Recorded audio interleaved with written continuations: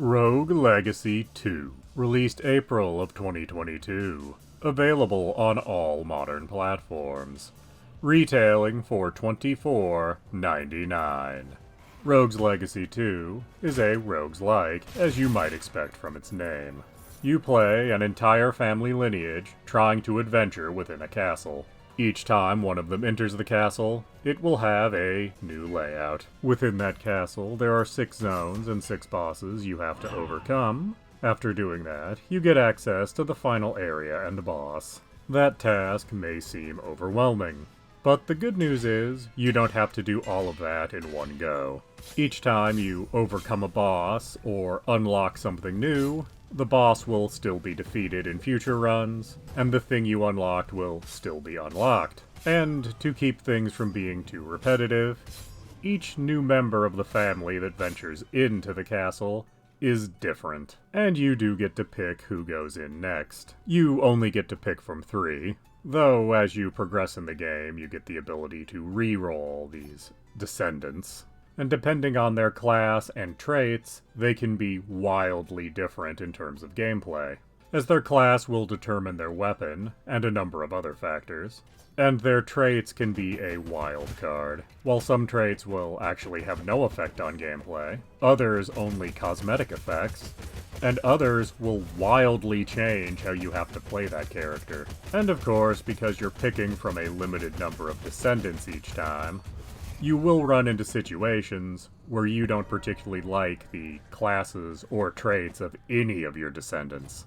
But that's really not much of an issue, as you can make their run very quick. But you might not want to, as between each run inside the castle, you do have the option to improve things for all future descendants. And improving things requires the gold and other treasures dropped by the monsters therein. The improvements take the form of a grand castle slowly being built, with the first investment in any given skill slowly expanding and improving upon the castle. And generally, when you put the first point in any upgrade, it will unlock other upgrades next to it. These upgrades take many forms, mostly improving your stats, but they can also allow you to have more equipment or runes equipped, or unlock new classes for your descendants to be. In addition to this, you can also make equipment and runes to use during runs. First, you have to find the plans for any given piece of equipment, or find the rune within the dungeon.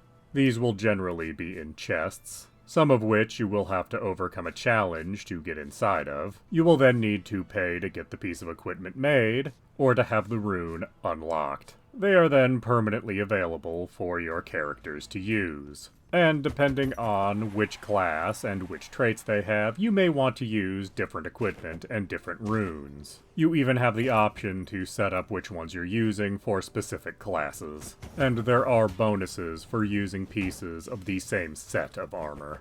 But all of this happens outside of the castle you're exploring. Once you're inside, there are monsters. As you progress, you will have a teleporter available to you, so you can start in any given area if you so choose.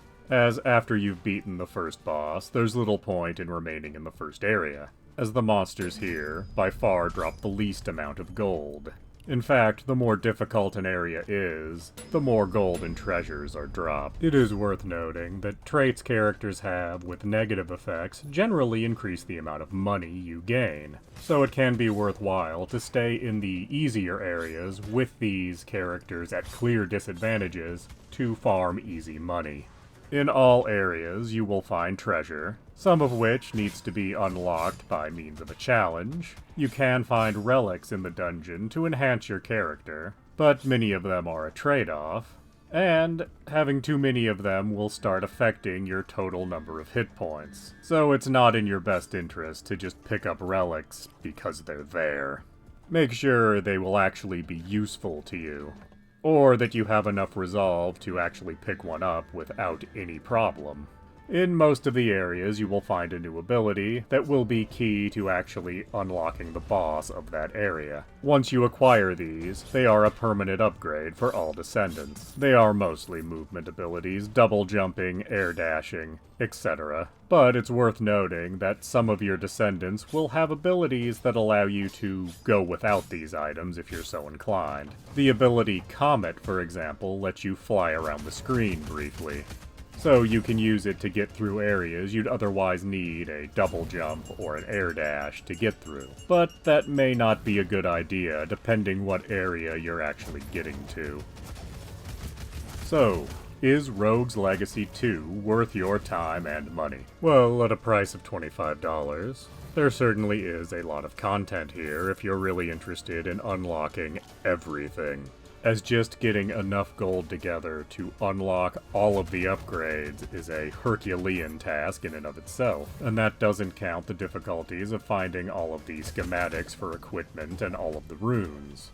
And that not only requires gold, but other materials you find while adventuring. Plus, there's still the bosses to overcome, which are much more difficult in this game than they were in the original. So while there is an actual end goal to this particular roguelike, meaning it's not truly infinitely replayable, there is still so very much to do, and so very much grinding to do to unlock everything, that this game will take a long time.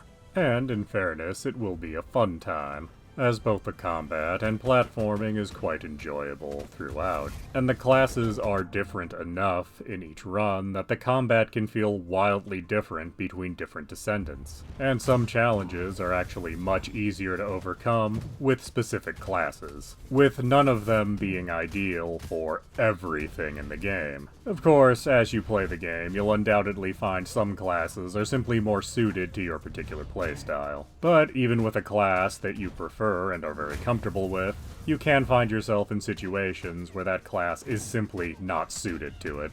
And that kind of thing happening is actually what will keep you coming back to Rogue's Legacy 2. It is of course a sequel to Rogue's Legacy, and it is an improvement upon the original in quite literally every way. So yes, I absolutely do recommend Rogue's Legacy 2 at its full $25 price tag. Please do subscribe, comment, like, and tell your friends.